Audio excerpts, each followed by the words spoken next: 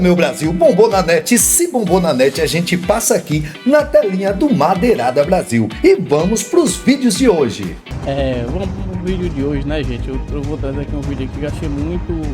A gente que é amante de futebol, né, que gosta de assistir um futebolzinho. É preocupante, né, o que essa comissão lá do Senado Federal, presidido por esse grande senador, né, Cajuru, tá trazendo aí, né, que uma das maiores manipulações de resultado do futebol brasileiro, né? Tá investigando, a gente vamos ver se é verdade, né? Se for, muita coisa vai acontecer. Vou passar aqui o vídeo aqui e vamos assistir junto essa audiência lá no Senado. Grave do técnico Renato Gaúcho, do Grêmio, após o jogo Bahia 1, Grêmio 0, para análise de todos os senhores, de todas as senhoras e de todo o país. O Costa mandou me fuder. Expulso, e para que o time do banco, eu quero dizer, e para que ninguém mais fosse expulso. Porque, vamos lá, o seu Jailson Macedo de Freitas, ele é o diretor de arbitragem da Federação Baiana. Ele estava onde ele não poderia estar, do lado do quarto árbitro. O quarto árbitro não viu nada. Quem viu foi ele, diz ele que viu o Diego falando uma coisa. Ele estava num local que nem poderia estar e o Diego não falou absolutamente nada. Aí você quer que eu continue deixando meus jogadores aí para mais alguém ser expulso ou eu mesmo ser expulso? Aí não dá. Primeiro tempo, o Soteldo sofreu uma falta que o adversário quase quebrou ele. Ele mandou o jogo seguir, o Brown. O segundo tempo aconteceu a mesma coisa com o Franco. Ele mandou o jogo seguir. Aí eu pergunto, ele não tá vendo esse tipo de falta? A gente tá cobrando dele que os jogadores do Bahia toda hora tá fazendo cera. E ele tá apontando o relógio pra gente dizendo que vai descontar. Aí teve várias substituições no segundo tempo, fora a cera que o Bahia fez. Ele deu 6 minutos. Mas a gente tem que parar e pensar no futebol brasileiro até onde a CBF, até onde o CNM quer que o campeonato ande naturalmente. Ou será que a gente tem que procurar dar mais atenção para o presidente do Botafogo pelas entrevistas dele? Uma pessoa que é diretor de arbitragem da Federação Baiana, do lado do quarto árbitro. Ele que apontou e mandou expulsar o Diego, onde ele nem poderia estar. No rosto, raspão. Não leve no rosto. O contato foi nas costas. Oi, o Diego mandou me fuder, tá? Quem? O Diego Costa mandou me fuder. Tá? Na bola. O Diego não mostrou nada disso, viu? Bem, deu falta. É, pelo menos, ético alguém que dirige a comissão de arbitragem estar ao lado do quarto árbitro durante uma partida de futebol? No último sábado ocorreu um episódio do jogo entre Bahia e Grêmio, na Arena Fonte Nova, em que o time gaúcho, fato esse que o meu amigo, irmão, presidente da CPI, passou inclusive o vídeo aí. Renato Gaúcho alega que uma pessoa externa no jogo teria influenciado o árbitro na expulsão atleta do banco do Grêmio. Essa pessoa consta hoje na súmula como delegado da partida. O senhor, como diretor de competições, poderia explicar como se dá esse controle de quem fica à beira do campo? Como é feito esse credenciamento? Há a possibilidade de interferência externa de agentes não credenciados à beira do campo? Eu, Júlia Velar, por favor. A pessoa em questão, ela estava trabalhando como delegado de partida. Ao que me consta, não houve qualquer interferência externa. Inclusive a CBF recentemente até divulgou os áudios do VAR, né, onde mostra que o quarto árbitro, imediatamente após a ofensa verbal, ele comunica ao árbitro da partida o ocorrido. Então eu desconheço qualquer interferência externa relacionada a esse delegado de partida que estava dentro das suas atribuições normais, no posicionamento correto, devidamente credenciado para trabalhar à beira do campo. E continuando na resposta da sua pergunta, é que o controle do credenciamento ele é feito em todas as partidas, né, pelas federações locais essas que trabalham como a CBF ou como braço da CBF na organização de qualquer partida de futebol no país. Esse delegado do jogo, ele pode interferir na expulsão de algum jogador, assim como disse o Renato Gaúcho? De forma alguma. Se ele interferiu, ele pode fazer? De forma alguma, não há interferência externa, ele não pode interferir e, ao que me consta, não houve essa interferência. A tramitação dessas investigações, elas começam formalmente, como prevê inclusive o Código Penal do Processo Penal Brasileiro, através de uma notícia-crime. Uma notícia-crime em que, no caso presente, o CEO da SAF Botafogo, ele formaliza os fatos às autoridades. E as autoridades, a partir dali, começam a adotar as medidas legais cabíveis. Aí alguém pode me perguntar, ele poderia anexar a essa notícia-crime um laudo, um estudo, algum documento que pudesse contribuir para essa apuração? Claro que poderia. Mas a decisão final da validade disso vai ser sempre das autoridades públicas. Nesse aspecto específico, o CEO do Botafogo, o noticiante, ele não é o dono da bola. Não é ele que conduz a forma com que essas investigações vão acontecer. São as autoridades públicas. E as autoridades públicas certamente vão analisar, inclusive, essas provas trazidas aos autos.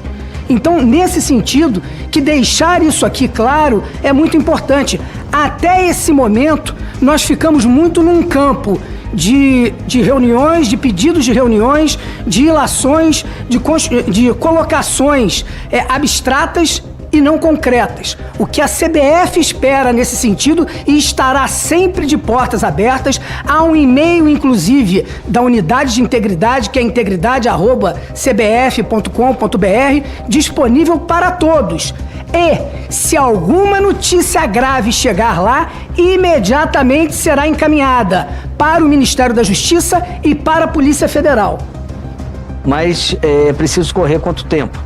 E me assustou o fato de que a Procuradoria do STJD não tem acordo de cooperação, não tem contato, não tem relação alguma com as denúncias encaminhadas ao Ministério Público. Ou seja, recebe as denúncias, jogam para o Ministério Público e aí no tempo de Deus, seja o que Deus quiser. Não pode, está errado.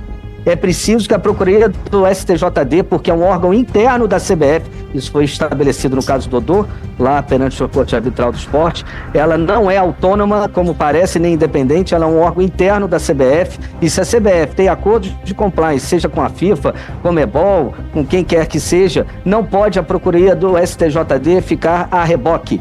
Até porque a Procuradoria não tem os instrumentos, é óbvio que o Ministério Público e a Polícia Federal possuem, mas ela tem o maior interesse de que essas investigações dos 139 jogos, por exemplo, que foram relatados, que tem alerta, sejam averiguadas, e ela tem que ter representatividade por algum acordo de cooperação junto à Polícia Federal e ao Ministério Público. Em segundo, com relação às denúncias do senhor John Textor, o que eu mais li é que ele tentou, de todas as maneiras, encaminhar a CBF. Ele poderia mandar por esse e-mail?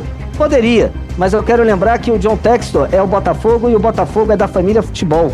Se ele tem alguma denúncia, ele deveria ser recebido com tapete vermelho, cafezinho, e mesmo que ele tiver 100% errado, né, a CBF tinha que encaminhar e dar crédito a toda e qualquer denúncia, seja de quem for, porque senão a gente vai inibir que outras denúncias sejam encaminhadas. E eu digo isso, inclusive, porque eu que vi as provas, os indícios, como eu falei, do que trouxe o texto, me chamou muita atenção. A gente tem linha de VAR alterada, de impedimento, linha torta, a gente tem um caso sério do que é visto pelo VAR e pelo árbitro, que está incongruente, e a gente vai se debruçar sobre isso. E a gente tem as questões de comportamento atípico de atleta, e nesse caso eu entendi, não é um comportamento individual, é de muitos atletas no mesmo lance, que deveriam sim ser levados a sério pela CBF, né, e ser encaminhado, recebido. E com relação ao e-mail, Gussen, muda o nome, pelo amor de Deus, te faço esse apelo, faça uma campanha para que as pessoas denunciem e deem um e-mail, que seja um e-mail que a pessoa possa guardar. Eu até esqueci, cbf@integridade.com. Não, isso aí não é um canal, não é um saque, não é a maneira. Por favor, eu peço que dê atenção a isso. E com relação a uma questão que me preocupou, sim, As casas de aposta não têm relação com o futebol. Por isso que as casas de aposta não contribuem. Por isso que as casas de aposta não encaminham para a CBF mais elementos. Não correm atrás, porque elas também são vítimas, quero deixar claro, em 99% dos casos. Né? Mas como não tem relação com o futebol? Se ela vive do futebol, de outros esportes, mas principalmente do futebol. Então isso justifica a resposta justifica por que as casas de aposta não foram chamadas a assinar um documento de compliance. Inclusive a CBF é patrocinada por uma casa de aposta, gente. Né? Então tá lá no RGC. O atleta não leu, o árbitro não leu, o arbitral... certamente a gente sabe como são os arbitrais, incluíram isso no RGC, tá lá no RGC. Para a família futebol, talvez até servisse. Embora eu acho que quando o clube assina um compromisso antes do campeonato, ele se compromete ainda mais. Não que isso vai inibir, é lógico, né? Mas isso agrava certamente a sua culpa. E esse é um dos caminhos do compliance que ele tem que seguir. Agora, não ter um documento com os clubes e não ter um documento com as casas de aposta que estão aí faturando em cima do futebol e manchando o futebol muitas vezes por manipulação, não necessariamente de alguma casa de aposta específica, mas como é que não assina um documento de compliance, de um protocolo de troca de informações? Isso está lá na lei. Na lei a gente mandou dinheiro para a Polícia Federal. Por que a Polícia Federal não tem um grupo tático? Ela tem um delegado. E esse delegado tem o que embaixo dele? E isso está formalizado como dentro do Estado? O Ministério Público, ele tem um GAECO para isso? Tem que ter, gente.